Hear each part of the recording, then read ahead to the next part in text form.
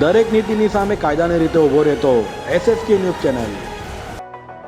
આજે મુસ્લિમ બિરાદરોની બકરા ઈદની ઉજવણી કરવામાં આવી હતી। મુસ્લિમ ભાઈઓ બહેનો તથા નાના બાળકોએ સુંદર મજાના વસ્ત્રો પહેરી નમાજ સવારની કાયમ કરી એકબીજાને બકરી ઈદની મુબારક કર્યા હતા।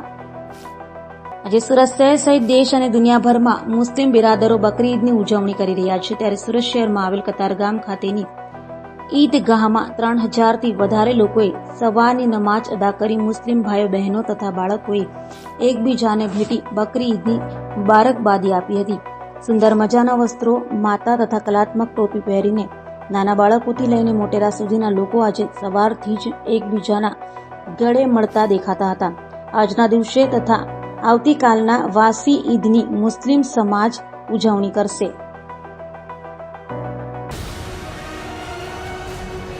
દરેક નીતિની સામે કાયદાની રીતે ઊભો રહેતો SSK ન્યૂઝ ચેનલ।